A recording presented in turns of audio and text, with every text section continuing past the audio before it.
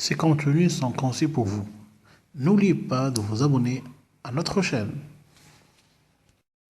Pas par pas. Et je peux dire que le droit, si je dois le définir, est un ensemble de règles, de conduite. Je suis bien dans les règles de la conduite, du comportement. Le comportement, les règles, c'est une définition qui est assez timide, on est bien d'accord.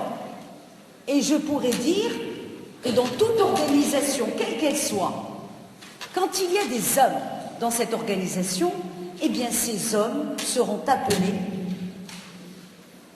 à collaborer. Ils seront appelés à établir des relations entre eux. Cet ensemble de relations, si elle n'est pas disciplinée, nous serons devant l'anarchie. Le faible sera mangé par le fort. Le faible sera écrasé par le fort. Donc à partir du moment où il va y avoir une organisation, il faut qu'il y ait une discipline. Et la discipline appelle à l'ordre. Et l'ordre appelle à une règle. Et la règle appelle à la sanction. Ça veut dire que si je dois établir des axiomes, je peux vous dire que, dans un premier temps, je pourrais dire que l'homme, ne pouvant pas vivre seul, rappelez-vous, la dernière fois, je vous ai parlé de Robinson. Je vous ai dit que quand il était seul dans cette île, il n'avait pas besoin d'établir des règles. Il était seul. Il se réveillait quand il voulait, il mangeait quand il voulait, il dormait quand il voulait, il pêchait quand il voulait, personne ne l'embêtait.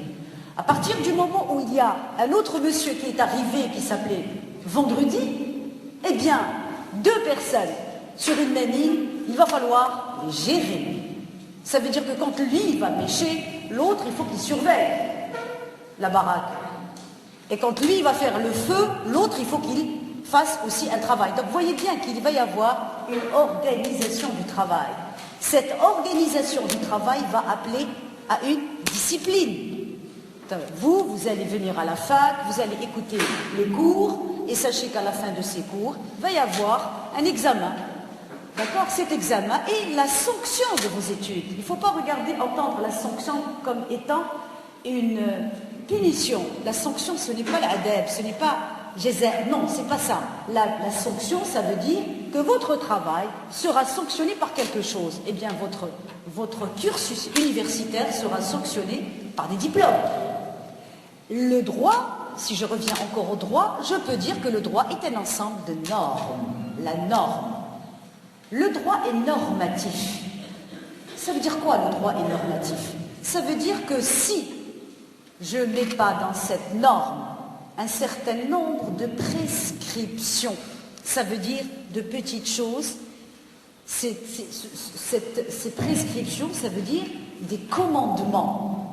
Je vous interdis de faire ceci, cela. Je vous autorise à faire ceci et cela.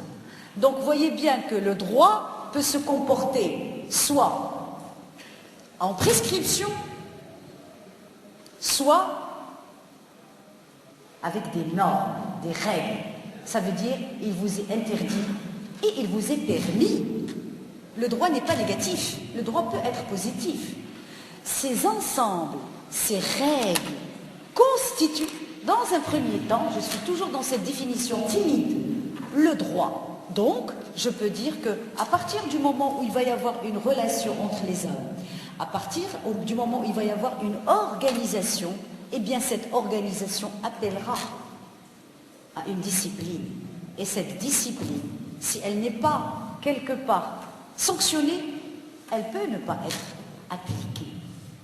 Donc, la règle de droit, il faut qu'elle soit appliquée. Et son application, il faut qu'elle soit observée. Et si jamais elle n'est pas appliquée, eh bien, elle sera sanctionnée, tout simplement. Donc, vous voyez bien que dans un premier temps, si on doit se baser sur cette idée que la règle de droit est un ensemble de règles de conduite, ces règles de conduite, il faut qu'ils soient sanctionnées. Et la question que l'on se pose, mais par qui la sanction doit être utilisé. Qui doit sanctionner? Dans un groupe, vous voyez bien que si je remonte un peu dans l'histoire, il y a toujours dans des tribus, dans des organisations, un chef. Le chef de la tribu. Le chef de la tribu qui est là et qui a cette aura, de par son âge, de par son expérience, de par sa sagesse. On lui donne, on lui dévolue cette fonction de faire la justice, de régner, de mettre de l'ordre, d'arbitrer les conflits. Cette fonction, elle a évolué jusqu'à aujourd'hui et on s'est dit, mais au lieu de donner ce pouvoir à une personne qui risque d'en abuser, quand vous donnez le pouvoir à une personne, elle risque d'outrepasser son pouvoir. Ah oui, ce n'est qu'une personne physique. Eh bien, on va essayer de donner ce pouvoir de sanction, non pas à des personnes, mais à l'État. L'État en tant que personne morale. Et qu'est-ce que c'est que l'État? Eh bien, l'État, c'est un ensemble. C'est un ensemble, l'État. L'État, ce sont les ministères, c'est la justice, c'est le gouvernement, c'est le Parlement, c'est l'autorité. C'est quelque chose qui est abstrait. Eh bien, l'État, on va lui donner ce pouvoir. Et non seulement on va lui donner ce pouvoir, mais on va lui dire, vous ne serez que seul et seul à appliquer la sanction. C'est ce qu'on appelle le monopole. Vous avez le monopole, vous êtes seul à appliquer le pouvoir. De quoi? De la contrainte. Est-ce que vous me suivez? Donc l'État seul est détenteur de la sanction. Vous ne trouverez pas aujourd'hui, autre que les tribunaux, qui peuvent prononcer des sanctions. Il n'y a que les juges, le tribunal qui condamne.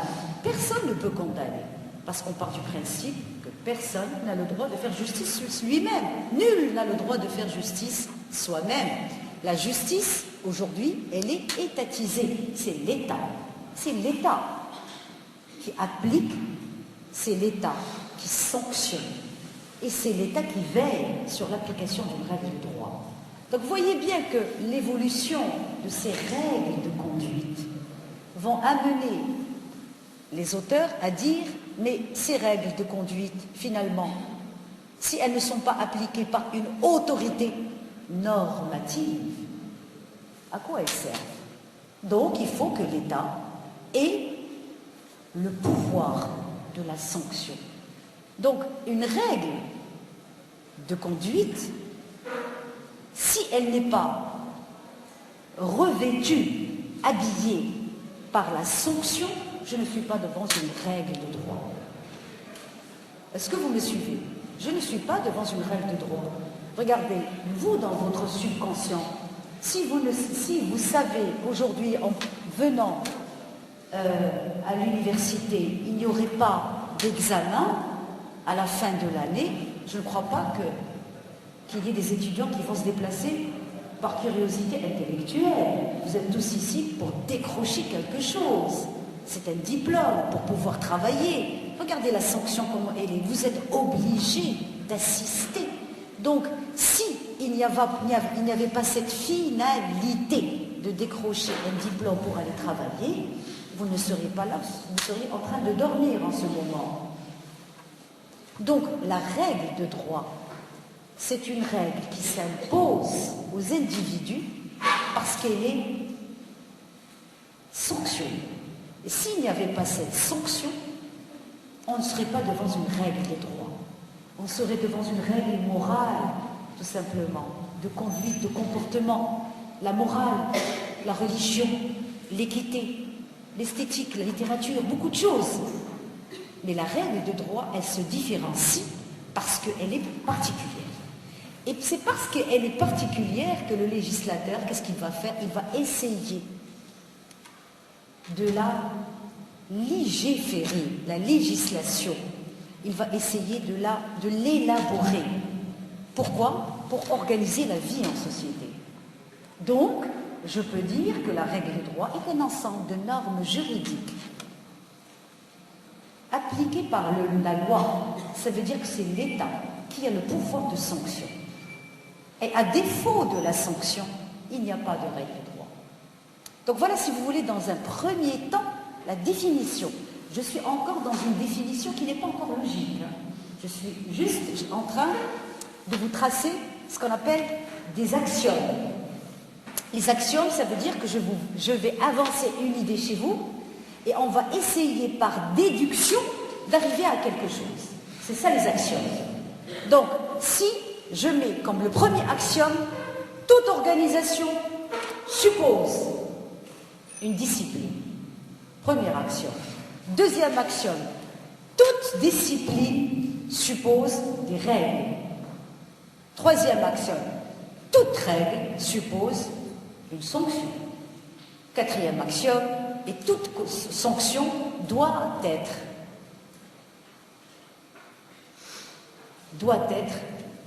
entre les mains de l'État.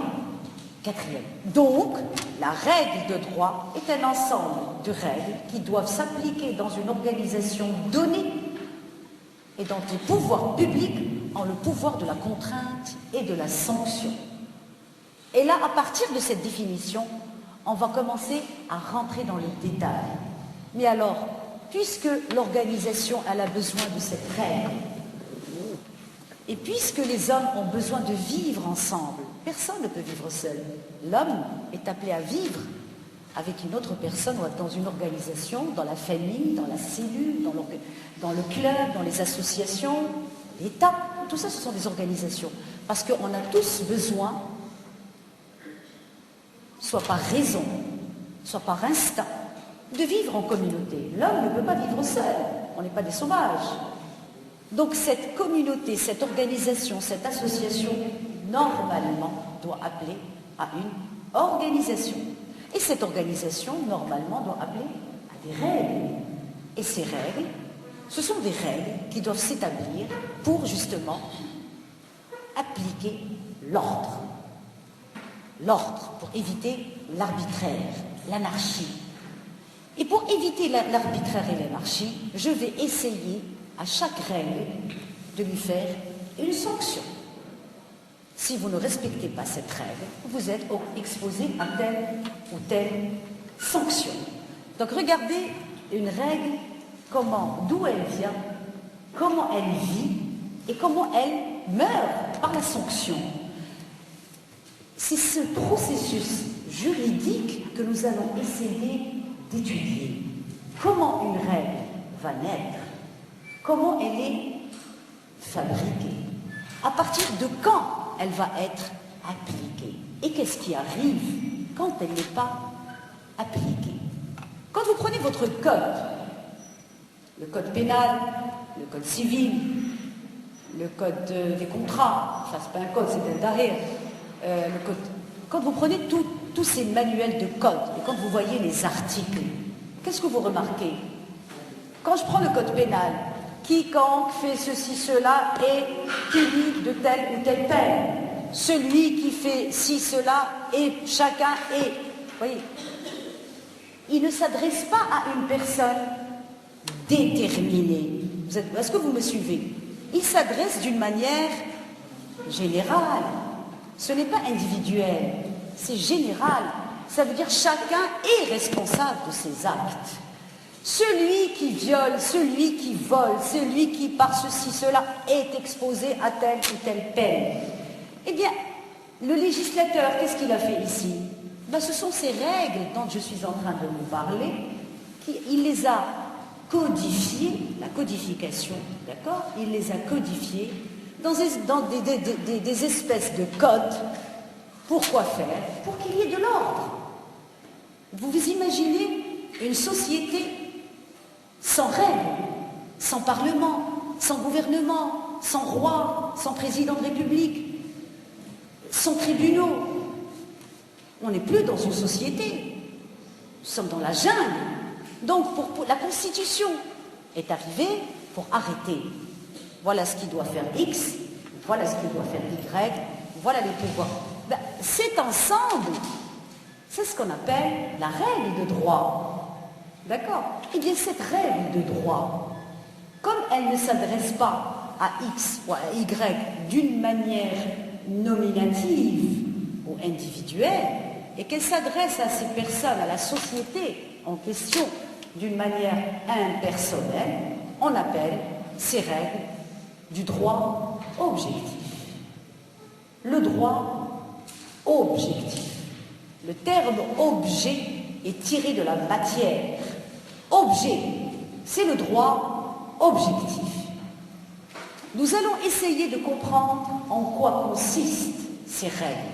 Donc pour ne pas rentrer dans le code pénal et pour dire, ou dans le code civil, ou dans le code de travail, pour dire telle règle, on ne va pas s'amuser à faire ces règles, à étudier ces règles, nous allons regrouper toutes ces règles et on va les étudier, comment ils sont élaborés, comment ils se mettent en mouvement dans un circuit juridique pour arriver à nous.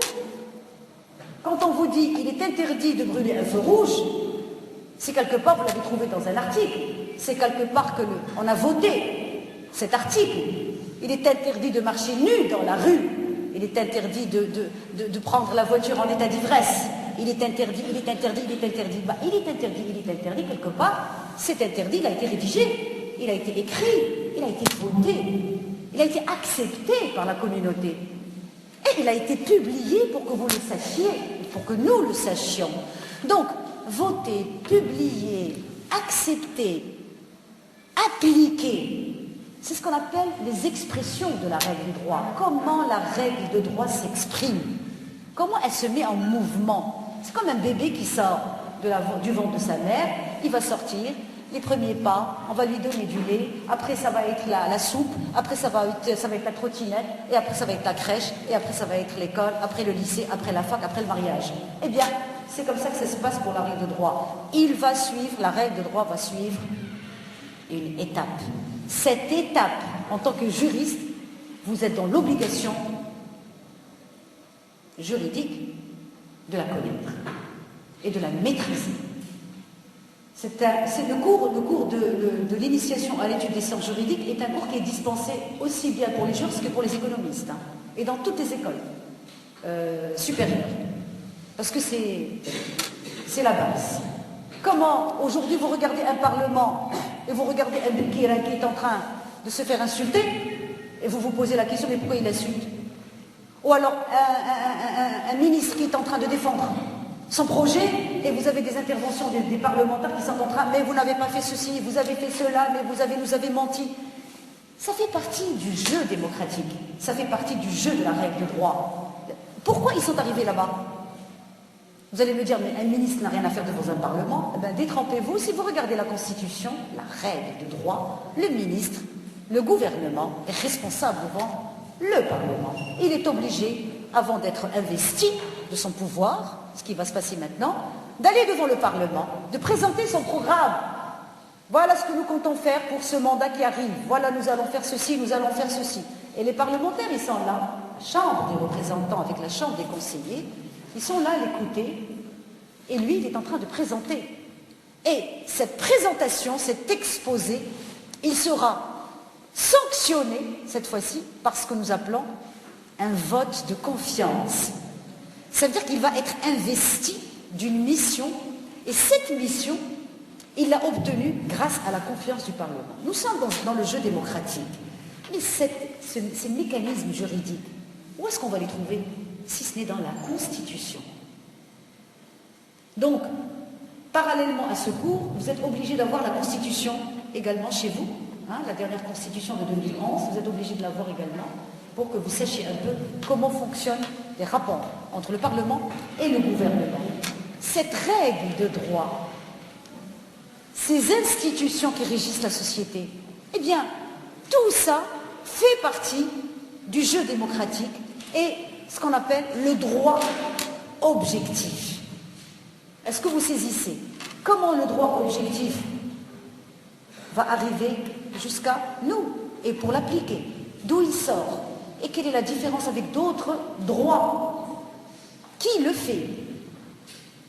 Quelles sont les modalités pratiques pour qu'une règle de droit, d'accord, ait une force de telle manière qu'il va falloir l'appliquer? Parce que si on ne l'applique pas, on risque d'être sanctionné. Et est-ce qu'une loi, quand elle va sortir, est-ce qu'elle va régir uniquement l'avenir ou est-ce qu'elle va également régir les situations d'avant? Le principe de la non-rétroactivité de la loi. Une loi, quand elle sort maintenant, c'est pour l'avenir et non pas pour le passé. Le passé est dépassé. Mais alors, si jamais cette loi, elle sort au moment même où il y a quelque chose qui est en train de se passer, c'est ce qu'on appelle les exceptions de la rétroactivité, que ça existe, mais à des conditions, encore une fois, juridiques qu'on aura l'occasion de voir. La loi, quand elle sort à l'état pur. Il faut absolument l'étudier. C'est ce que nous allons voir. Donc on va étudier le droit objectif. Voilà ce que nous aurons l'occasion de voir. Après, quand cette loi, elle est là, elle est posée, les articles sont là, la règle, elle est là. En tant que sujet de droit, les personnes physiques, il va falloir l'appliquer. On est d'accord? Comment je vais l'appliquer? Si je sais que le droit de propriété est garanti par la Constitution, n'importe qui peut acheter un bien et il est propriétaire de ce bien. Ça, c'est, encore une fois, la règle de droit objectif. Parce qu'elle existe quelque part dans la Constitution. J'ai le droit d'acheter tout ce que je veux avec mon argent et à partir du moment où je l'achète, qu'est-ce que je deviens? Je deviens propriétaire. Je suis propriétaire. C'est un droit qui est garanti par la Constitution. Personne ne peut me l'enlever. Personne. Sauf si je veux le vendre ou le donner. Il m'appartient. Ce droit cette propriété, je suis propriétaire. C'est parce que quelque part, il y a un droit de propriété. Est-ce que vous saisissez? Si je vous dis, je vais acheter une voiture, c'est parce que quelque part, le droit me donne ce pouvoir d'acheter. Donc, c'est en fonction de ce droit que je vais devenir propriétaire, titulaire d'un certain nombre de pouvoirs et de prérogatives. Donc, le droit, al-qanoun, les droits, al-huquq. Le droit, c'est le droit objectif, la règle. Les droits, c'est le droit subjectif par rapport au sujet de la personne. Donc, je ne peux pas travailler mes droits si quelque part je n'ai pas le droit. Je ne peux pas être propriétaire si quelque part il n'y a pas un droit de propriété qui est écrit quelque part. Est-ce que vous comprenez? Donc, si je dois maintenant donner une définition exacte de la règle ou du droit en général, je peux dire que finalement le droit c'est quoi? C'est le droit objectif et le droit subjectif. Le droit objectif et le droit subjectif. Le droit objectif et le droit subjectif, mais ce n'est pas quelque chose qui est tranché, ce n'est pas quelque chose qui est scindé, ce n'est pas le droit objectif il est comme ça et le droit subjectif il est comme ça. En fait, le droit objectif et le droit subjectif ne font que l'unité de la matière. Ça veut dire que c'est une seule réalité. C'est comme si je vous dis la face A et la face B, puis je suis devant un étui de lunettes. Le tui de lunettes, c'est le droit. Mais le droit, il est constitué de droit objectif et de droit subjectif. Je ne peux pas dire que le droit, c'est uniquement le droit objectif. C'est faux. Et je ne pourrais pas dire non plus que le droit, c'est uniquement le droit subjectif. C'est faux. Le droit, c'est aussi le droit objectif et le droit subjectif. Mais alors, quand je vous dis le droit, c'est le droit objectif et le droit subjectif, autant pour moi parce que si je vous dis le droit objectif, c'est la règle qu'on va étudier, son application, ses sources, d'où elle sort, comment elle s'applique. Le droit subjectif, je vais vous dire qui sont les sujets du droit. Qui sont ces gens-là? Les sujets, les personnes physiques et les personnes morales aussi, les sociétés. Les sociétés et les personnes physiques bénéficient des droits subjectifs. Une société, elle peut aller acheter par le biais de ses organes. La société, elle peut conclure des contrats. La société, elle peut aller devant le tribunal. la société, elle peut être condamnée à la fermeture, à la dissolution, nous aurons l'occasion de voir tout ça. La société, elle non. La société, elle a une nationalité. Les sociétés qui sont au Maroc sont marocaines. La société a un domicile, le siège. La société, elle a un patrimoine, elle a de l'argent. La société, elle a des noms. Donc la société est considérée comme un sujet de droit. Donc, elle peut bénéficier d'un droit subjectif. Au même titre qu'une personne physique, naturelle, qui a aussi un nom, une capacité, une nationalité, des pouvoirs. Il peut être condamné aussi. Donc voyez bien que la personne physique et la personne morale constituent les sujets de droit qui bénéficient des prérogatives et des droits, mais également ils sont redevables d'obligations. La société est obligée de se faire immatriculer. La société est obligée de payer des impôts. La société est obligée de déclarer les gens qui travaillent chez elle. La société, elle est obligée de suivre une comptabilité. La société est obligée de souscrire, par exemple, un capital. La société, elle est appelée à accomplir un certain nombre de droits et d'obligations. À défaut, elle risque d'être sanctionnée. Regardez la sanction, où est-ce qu'on la retrouve encore. Donc, droit objectif, la règle de droit. Droit subjectif, ce sont les sujets de droit. Ça veut dire les personnes physiques et les personnes morales, les sociétés. Eh bien, nous aurons l'occasion de voir justement ces personnes physiques et ces personnes morales. On ne va pas étudier parce qu'on n'aura pas beaucoup de temps. Je vous fais confiance encore une fois à la bibliographie et à la bibliothèque. J'espère que vous passerez beaucoup plus de temps là-dessus, et là-dedans plutôt. Donc, les personnes physiques et les personnes morales étant des titulaires des droits et d'obligations. Les droits et obligations, d'où de la règle de droit, du droit objectif.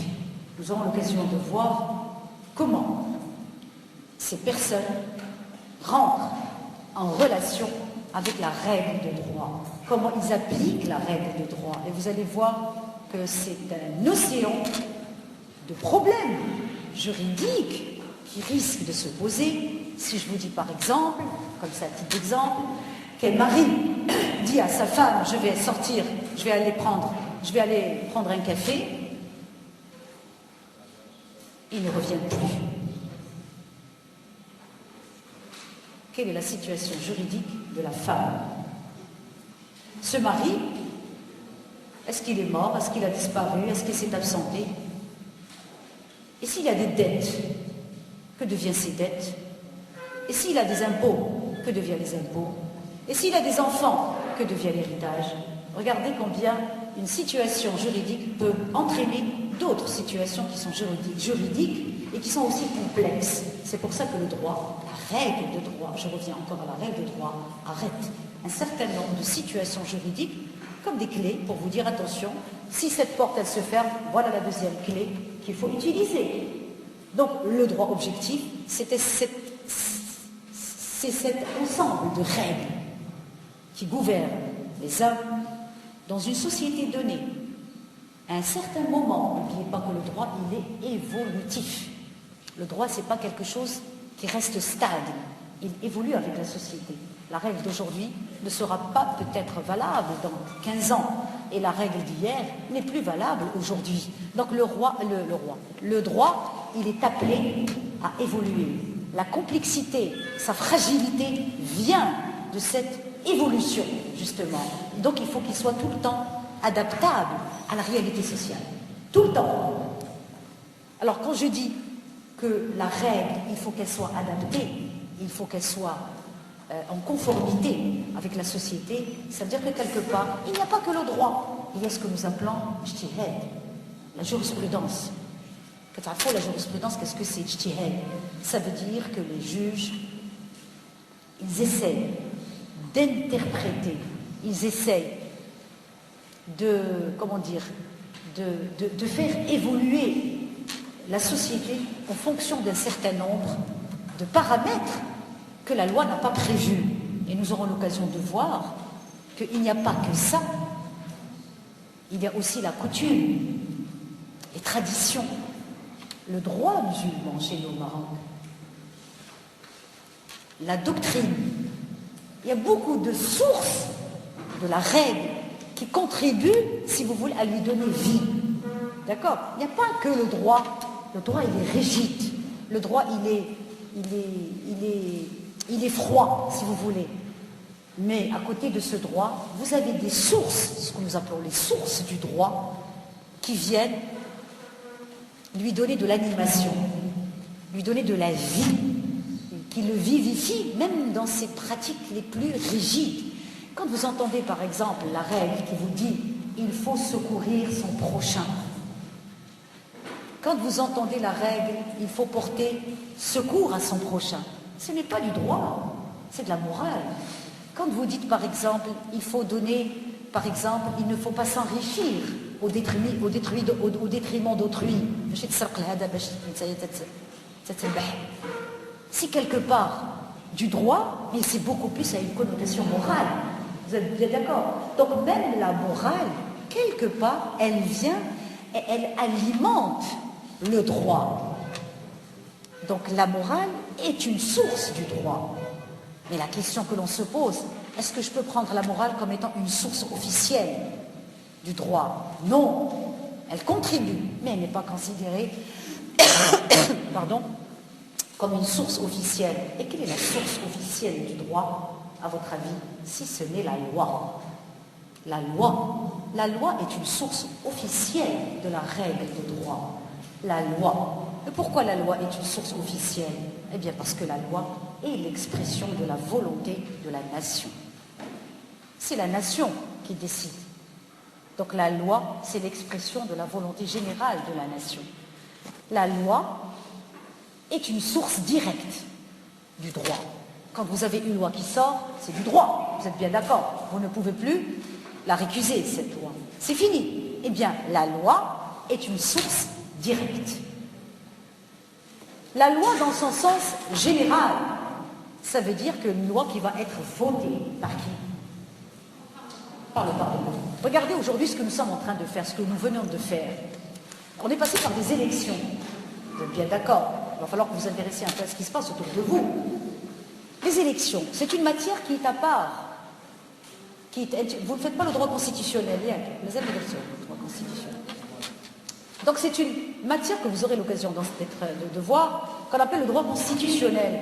Le droit constitutionnel, c'est une branche du droit qui régit les institutions, le Parlement, le gouvernement, le roi, qu'est-ce qu'il fait, le Parlement, qu'est-ce qu'il fait, et le gouvernement, qu'est-ce qu'il fait, tout simplement. Eh bien, ces élections où le citoyen est parti voter pour tel ou tel parti, eh bien, si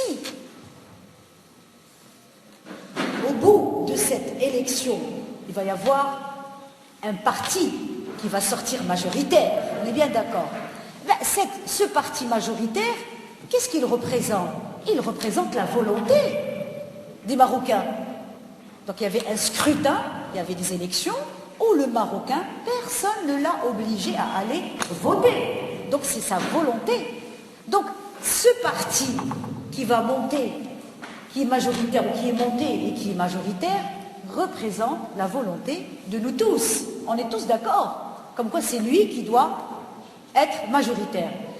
Eh bien, de ce parti, il va y avoir des gens qui vont être au Parlement pour voter des lois, pour nous représenter.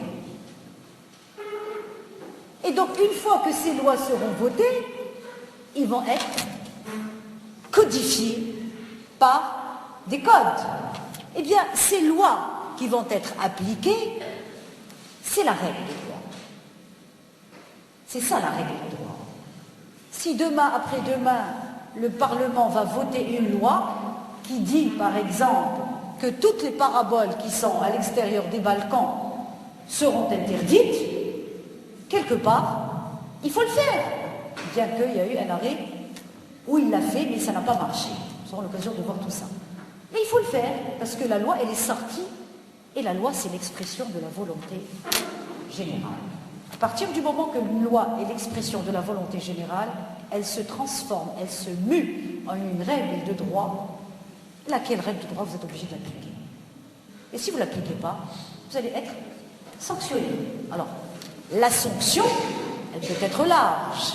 La sanction, elle part de l'infraction, ça veut dire un agent de circulation qui vous arrête avec un PV de 200 dirhams, jusqu'à une peine de 20 ans de prison.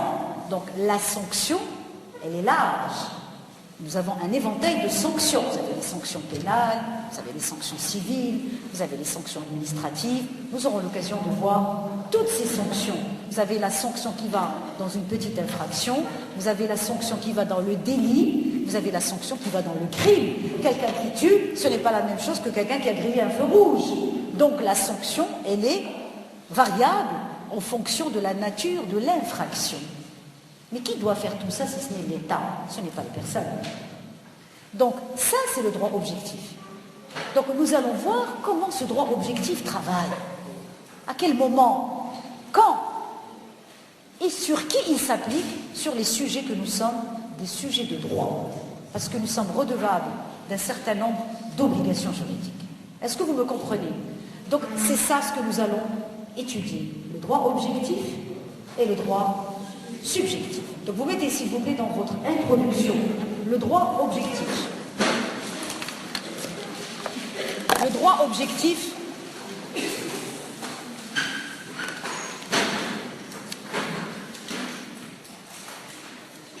vous mettez titre 1, droit objectif.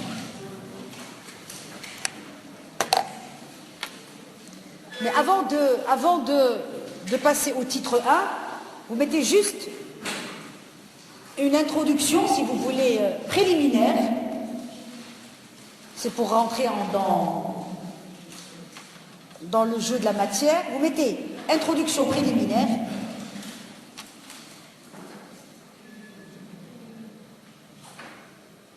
Le droit constitue un phénomène social. Le droit constitue un phénomène social.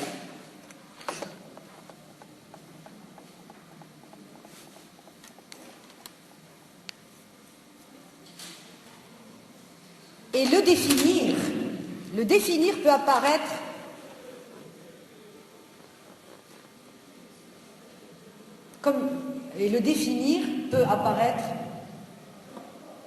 à première vue difficile. Ou une difficulté, peut apparaître une difficulté. Compte tenu de la multiplication, de la multiplicité, compte tenu de la multiplicité des significations qu'il recouvre, compte tenu donc de la multiplicité des significations qu'il recouvre.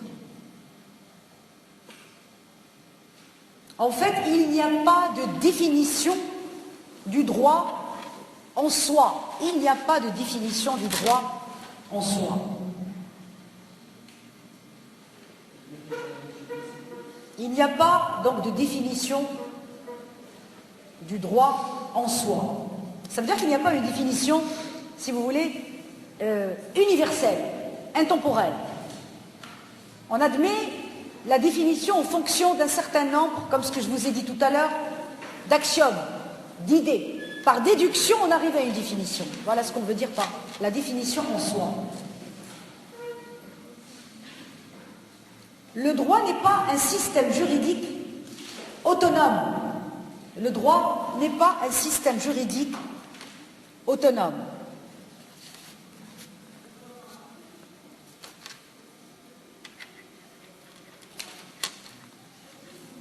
Donc il n'est pas un système juridique autonome. Il est un dispositif normatif.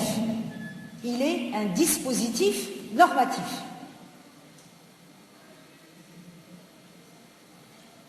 C'est un dispositif normatif. La norme. Il y a une norme. Donc, les normes s'imposent, les normes, ils s'imposent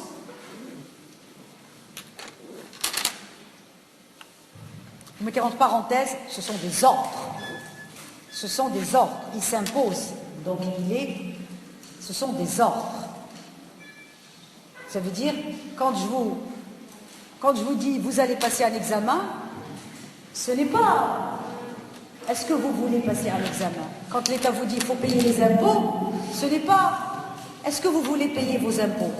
L'État vous donne un ordre, c'est des injonctions, il est contraignant. Donc le droit est un ensemble de normes. D'accord? Donc ce sont des ordres. Ce sont des normes qu'on appelle des normes impératives.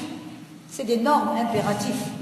Ça veut dire qu'on ne vous demande pas votre avis, on vous ordonne. L'État vous dit de payer vos impôts, de payer ceci. Donc c'est des normes qui sont impératives. Donc des normes peuvent être également permissives. Les normes, non, elles ne sont pas supplétives. La norme ne peut être supplétive. Qui a parlé de supplétive? Non. Il ne faut pas faire l'amalgame. Quand une norme elle est supplétive, ça veut dire qu'elle remplace une norme par une autre norme. Dans un contrat, on peut faire des clauses supplétives.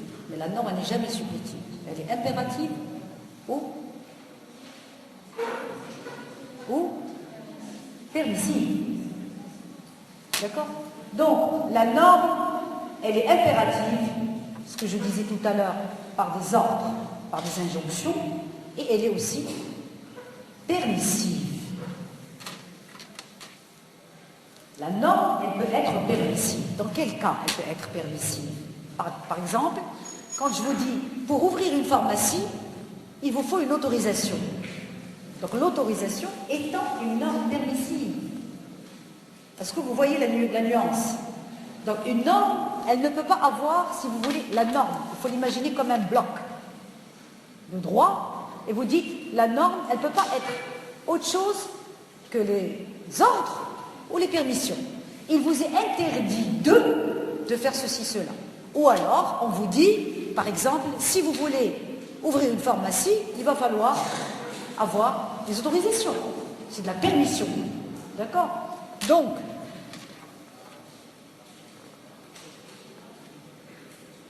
la norme n'est jamais descriptive. La norme juridique, elle n'est pas dans, nous ne sommes pas dans la description. Ça veut dire, voilà la norme, elle est comme ça, elle est comme ça, elle est comme ça. Non, je vous dis, la norme, elle est comme ça ou comme ça. Stop. Donc la norme, elle n'est pas dans la description. En droit, nous ne sommes pas dans le théâtre. On n'est pas dans la description des choses. Nous ne sommes pas dans l'esthétique, dans l'art, dans la littérature, dans la philosophie. Nous sommes dans le droit. En tant que juge, je ne dois pas me contenter de décrire une situation juridique. Je suis là pour condamner ou relaxer. Stop! Si je condamne, je dois condamner par des dommages-intérêts ou par de la prison. Si je dois relaxer, ça veut dire je vais autoriser la liberté, auquel cas, c'est tout ce que je peux faire. Mais je ne suis pas là pour décrire une situation. La norme juridique, elle n'est jamais descriptive. Elle est permissive ou elle est autoritaire. D'accord? Le droit est une science sociale. Le droit est une science sociale. Il est basé sur des déductions. Le droit, il est basé sur des déductions. Le droit, il est basé sur des déductions.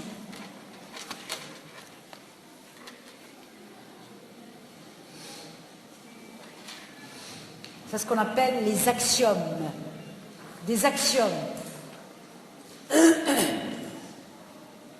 Ça veut dire que, on aura l'occasion de voir ça, dans une dissertation juridique, vous êtes obligé de rentrer dans cette déduction. Vous n'êtes pas dans la philosophie, la thèse, la synthèse, la thèse, l'antithèse, la synthèse. Vous n'êtes pas là-dedans. Vous êtes dans la déduction. Vous partez d'une idée juridique et vous faites de la déduction pour arriver à un résultat juridique. On ne vous demande pas d'inventer la roue. C'est quelque chose qui doit se travailler en partant d'un sujet, par exemple, et vous êtes dans la déduction. Et à partir de la déduction, avec les connaissances juridiques que vous avez et les acquis, vous arrivez à la conclusion. Mais bien sûr, tout en étant dans le juridique. D'accord ? On n'est pas dans la philo. Eh bien, quand je dis que le droit est une science sociale qui se résout par la déduction, ça veut dire que je suis quelque part dans le raisonnement juridique. Je ne vais pas prendre un article, un code, je vais commencer à lire les articles et regarder qu'est-ce que je peux faire dans un cas pratique. Un juge il a déjà les articles dans la tête, d'accord ? Il sait que, par exemple, ici, le prévenu a commis tel ou tel acte, il sait où il va aller chercher. Si l'acte, il est pénal, s'il est civil, s'il est commercial, s'il est dans le droit de travail, vous voyez ce que je veux dire? Il ne va pas chercher, il ne va pas commencer à se dire où est-ce que je vais aller. Il sait dans quelle matière il doit toucher. Eh bien, quand je vous dis que le droit est une science sociale qui se raisonne par raisonnement juridique, à contrario, ça veut dire que le droit, ce n'est pas les codes, ce n'est pas les articles de loi. C'est pas ça. C'est pas... En fait, j'allais dire, ce n'est pas principalement ça. Vous voyez ce que je veux dire? Il est arrivé où on fait rentrer des étudiants, on leur donne les codes pour faire une dissertation juridique, ils sont incapables de la faire. Parce que ça ne sert à rien d'avoir un code sous les yeux si vous n'avez pas le raisonnement juridique qu'il faut. Ce raisonnement juridique, c'est ce que nous appelons la méthodologie juridique. La méthodologie juridique. Je suis en train de vous faire, pour les premières années, un manuel sur la méthodologie juridique appliquée, qui bientôt, j'espère, y sortira. Et c'est là où je vous démontre comment faire un raisonnement juridique. Quels sont les conseils? Comment arriver à faire une dissertation juridique? Laquelle dissertation, ce n'est pas le modèle unique. Ce n'est pas quelque chose d'unique. Ce n'est pas ça ou rien du tout. C'est juste comment construire une dissertation juridique. La dissertation juridique, ça s'apprend en première année. Ce n'est pas en S4, ce n'est pas dans les masters, c'est maintenant qu'il faut apprendre à disserter. C'est maintenant qu'il faut commencer à écrire, et non pas les PC. Je vois des gens qui travaillent avec des PC, des étudiants qui travaillent avec les PC. Apprenez à rédiger à la main, parce que la rédaction de la main développe votre mémoire. Donc ce n'est pas les PC, ce n'est pas l'Internet, ce n'est pas ça. Hein, c'est ça, mais c'est pas capital.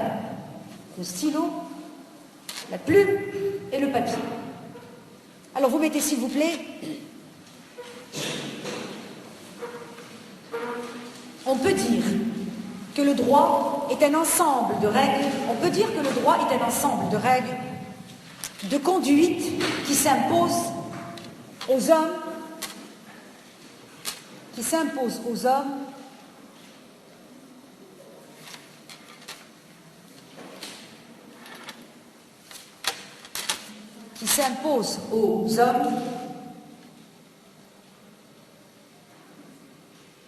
et dont le non-respect entraîne quoi?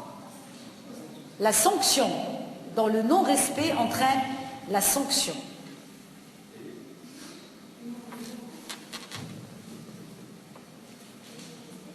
Et dont le non-respect entraîne la sanction. Le non-respect, ça veut dire l'inobservation de cet ensemble entraîne la sanction. À ce niveau déjà de la définition, nous sommes dans les nuages, nous sommes encore dans le vague. Quand je dis le droit est un ensemble de règles, dont l'inobservation entraîne la sanction. La définition reste encore vague. Quel type de sanction? Qui doit sanctionner? Est-ce qu'il n'y a que le droit où il y a une sanction? La morale a la sanction. Le droit musulman a une sanction. L'éthique a une sanction. beaucoup de disciplines qui sont annexes au droit peuvent avoir également des sanctions. Mais pourquoi le droit aurait-il des sanctions différentes? Par exemple, de la morale. Eh bien oui, effectivement, la morale, elle a également sa fonction de rétablir de l'ordre, de la morale, de la moralité, d'accord?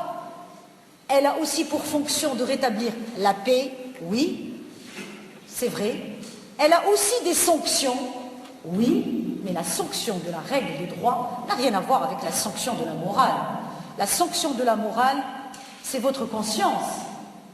C'est vous, avec vous-même, la sanction de la morale. Vous êtes bien d'accord? Ça veut dire que si vous ne faites pas, par exemple, une bonne action, si vous n'aidez pas votre prochain, si vous ne portez pas secours aux faibles, si vous ne faites pas de la charité, si vous ne faites pas ceci, cela par les préceptes moraux, ça va vous travailler inconsciemment. Votre conscience n'est pas tranquille. Eh bien, le fait de dire que ma conscience n'est pas tranquille, vous êtes déjà dans une sanction interne. C'est votre punition, votre châtiment, mais il est interne. C'est vous par rapport à vous-même. Vous êtes bien d'accord? Ça, c'est la morale. Mais quand vous faites une infraction dans le droit, ce n'est pas par rapport à vous-même, c'est par rapport à la société. Et la sanction, elle n'est pas interne, elle est externe. C'est l'État qui va vous sanctionner. Donc, au niveau de la finalité de la sanction, la morale et le droit, ce ne sont pas la même chose. La morale et le droit, ce sont deux disciplines qui parfois peuvent cohabiter. Ils peuvent rentrer en cohabitation. Ils peuvent, si vous voulez, ramener une société à une société de paix. Mais la morale seule ne peut fonctionner dans une société. La morale, la sanction de la morale, elle n'est pas externe, elle est interne. Or, une société, pour qu'elle s'organise, elle a besoin d'une sanction externe, exemplaire, pour que les autres aient peur de ne pas commettre la même bêtise. Donc, l'État étant détenteur de la sanction externe, je suis dans le droit. La sanction, elle est divine dans la morale, elle est divine. C'est votre conscience. Donc elle est interne. Donc ce n'est pas la même chose. La paix, elle est intérieure dans la morale. Dans le droit, la paix, elle est extérieure. Donc la morale et le droit, on ne peut pas les considérer comme étant une source, si vous voulez, d'une loi. Ce n'est pas possible. Bien que la morale contribue. D'accord? Bien, vous allez trouver dans certains livres, notamment le livre de M. Boris Stark, je vous l'avais donné ce livre, oui, le livre de Boris Stark, où il fait toute une analyse sur cette distinction du droit et de la morale. C'est quelque chose qui est très très bien fait, et il vous explique. Ces contenus sont conçus pour vous. N'oubliez pas de vous abonner à notre chaîne.